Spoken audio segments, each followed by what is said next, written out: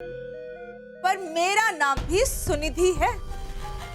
मैं अपना हिस्सा इतनी आसानी से एक मामूली सी घर चलाने वाली हाउसवाइफ के हाथ में तो नहीं जाने देती ना। तुम भूल रहे हो संजू, मैं एक बिजनेस वुमन हूं, दीदी से कहीं ज्यादा सक्सेसफुल, समझदार और काबिल।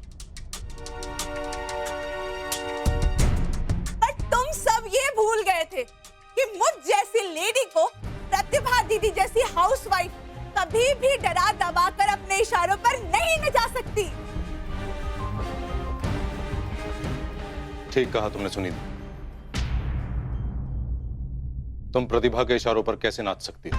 तुम तो एक नाव हो जो भंवर में फंसी हुई है। दुनिया में सही क्या है गलत क्या है जिसे अंदाजा ही नहीं। तुम अपने आप को बिजनेस वुमन समझती हो ना, जिस वजह से तुम प्रतिभा की इज्जत नहीं करती, जिसकी वजह से उसकी खूबियों को, उसकी सादगी में छुपे उसके विश्वास को तुम समझ ही नहीं पाते। प्रतिभा भले ही हाउसवाइफ है, लेकिन एक अच्छी हाउसवाइफ भी वही होती है जिसकी दुनियादारी में अच्छाई बुराई में गहरी पहचान होती है, जो सबकी, बड़ों की छोटों की बराबर इज्जत करती, सम्मान करती। और एक बिजनेस वुमन में भी यही क्वालिटीज होती है ना, लीड करने की। तुम तो आज तक फैमिली मेंबर्स के साथ ही ढंग से नहीं रह पाए, उनकी इज्जत नहीं कर पाई, रिस्पेक्ट नहीं कर पाई। बाहर जाके किससे दोस्ती करोगे, किसको लीड करोगे, क्या बिजनेस वुमन बनोगी? असलियत यह है सुनिधि कि तुम प्रतिभा से जलती हो।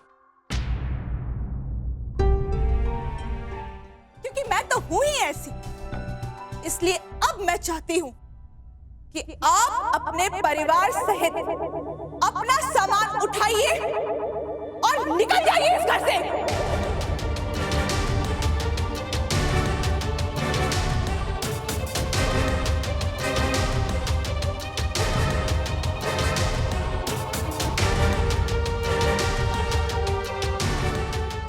सुनिधि,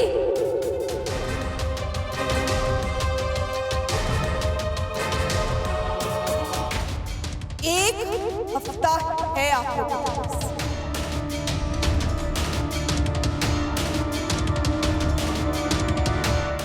मम्मी जी, इस पूरे घर में ना एक आप ही हैं जो समझते हैं मुझको।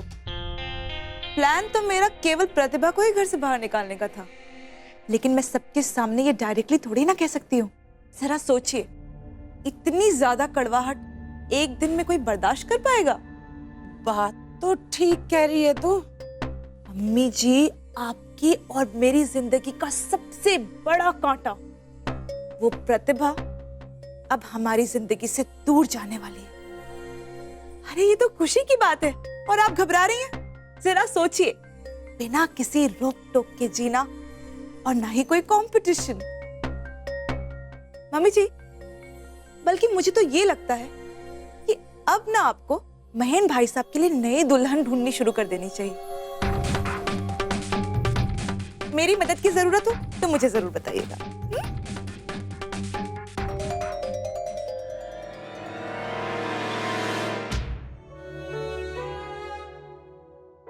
महेन, कानूनन हम सुनिधि को हरा नहीं सकते, लेकिन एक बात बताइए, इतनी छोटी रकम के बारे में सुनकर किसी को तो ये शक हो ही सकता है ना कि केवल 10 लाख रुपए में इतनी बड़ी प्रॉपर्टी कैसे बेची जा सकती है।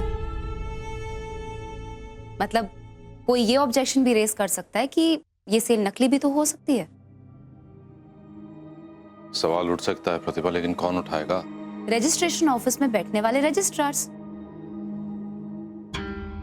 महीन, उनके मन में तो ये शक उठ ही सकता है ना कि 10 लाख रुपए में इतनी बड़ी प्रॉपर्टी कैसे आ सकती है। मतलब अगर आप खुद सोचें तो जेन्युइनली 10 लाख रुपए में एक शॉप और एक घर मिल पाना इम्पॉसिबल है। बात तो तुम ठीक कह रही हो प्रतिभा, पर हमें जो भी करना है जल्दी करना होगा। अगर सुनिधि ने घर और दुकान अपने नाम पर रजिस्टर करवा ली फिर हम कुछ नहीं कर पाएंगे। महीन, आप सुनिधि की टेंशन मत लीजिए, उस पर मेरी कड़ी निगरानी रहेगी। बस किसी तरह ये प्रूव हो जाए कि ये सेल नकली है तो हम काफी हद तक इस मुसीबत से बाहर निकल आएंगे।